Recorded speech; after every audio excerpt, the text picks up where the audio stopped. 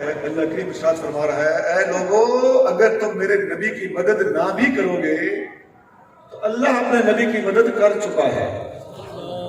الا تنصروہ، اگر میرے نبی کی مدد نہیں بھی کرو گے فقد نصرہ اللہ، تو بلا شبہ اللہ اپنے نبی کی مدد کر چکا ہے۔ کیسے؟ اذ اخرجہ الذین کفروا،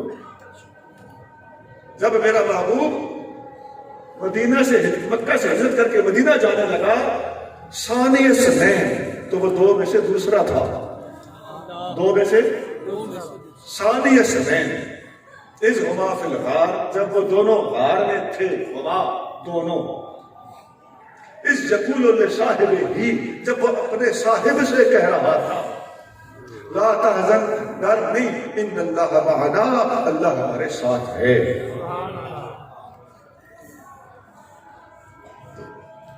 یہ آیت اتنی واضح ہے، صرف اور صرف نام نہیں دیا، باقی اللہ کریم نے صدیق اکبر رضی اللہ عنہ کا مکمل نقشہ کھینچ کے قرآن کے اندر محفوظ کر دیا۔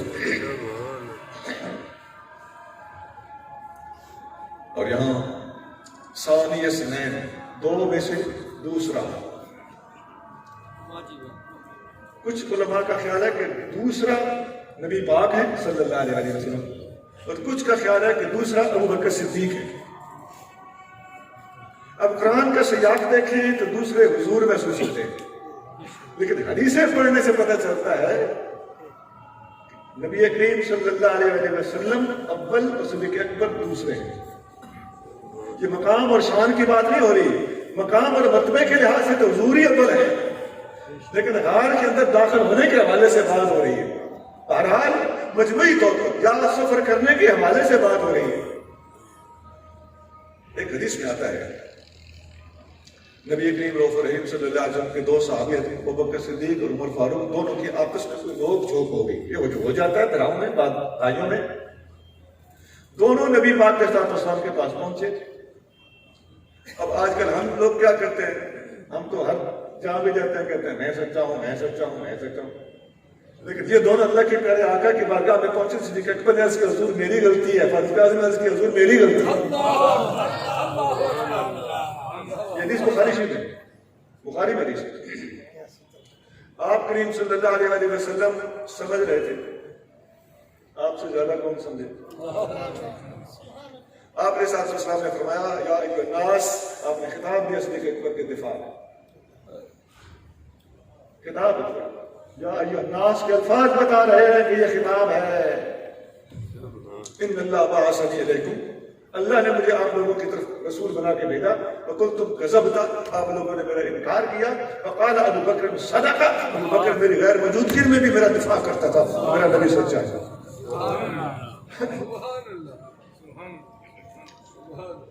ایک حدیث میں آتا ہے،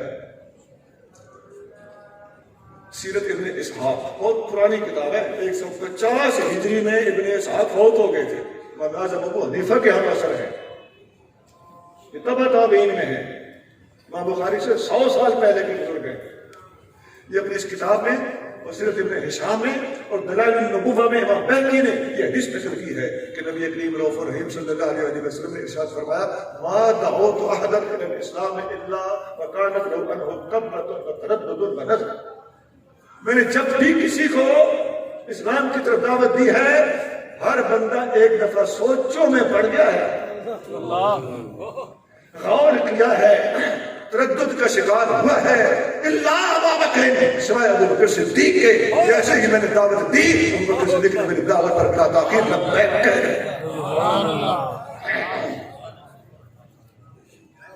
میں اصل الفاظ بھی سنا رہا ہوں، کتابوں کے حوالے بھی۔ نعرہ تکبیر، اللہ اکبر، رسالت یا رسول اللہ، رسالت یا رسول اللہ، تحقیق حیدری یا علی۔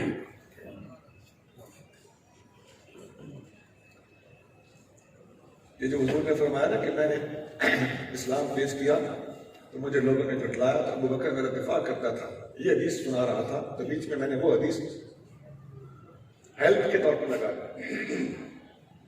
تو حدیث بخاری کو سنا رہا تھا۔ آقا کریم صلی اللہ علیہ وسلم نے فرمایا کہ ابو بکر صدیق نے میرا دفاع کیا، وقال ابو بکر صدق، ابو بکر میری غیر موجودگی میں لوگوں سے الجھ پڑتا تھا کہ میرا نبی سچ کہتا ہے وَوَاصَانِي بِنَفْسِهِ وَمَالِهِ، اور ابو بکر نے میری خدمت کی ہے جان کے ذریعے سے بھی مال کے ذریعے سے۔ یہ لفظ ذرا غور سے سنیں، وَوَاصَانِي، میری مدد کی، میری خدمت کی، میرے اوپر قربانیاں کی، بِنَفْسِهِ، اپنی جان کے حوالے سے بھی، وَمَالِهِ، اور اپنے مال کے حوالے سے بھی ابو بکر صدیق نے میری خدمتیں کی ہیں۔ اس میں پہلے کیا بولا؟ جان، پھر کیا ارشاد فرمایا؟ مال۔ آج تک ہم نے تو لوگوں کو یہ بتایا ہے کہ فاروق اعظم آدھا مال لے کر آ گئے، صدیق اکبر سارا مال لے کر آ گئے، نہیں سنا محبوب کریم علیہ السلام ساتھ ہمارے اس مال کا ذکر بعد میں ہے، جان کا ذکر ابو بکر صدیق کی جان کے حوالے سے پہلے ہے۔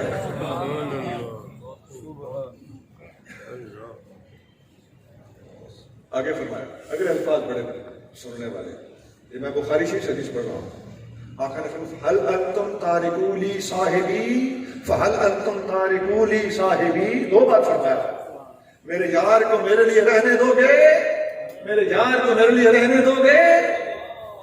سنا ان لفظوں کو گھر جا کے تولنا، اور کتاب میں ساتھ ساتھ بتا رہا ہوں۔ یہ جو حدیث ہے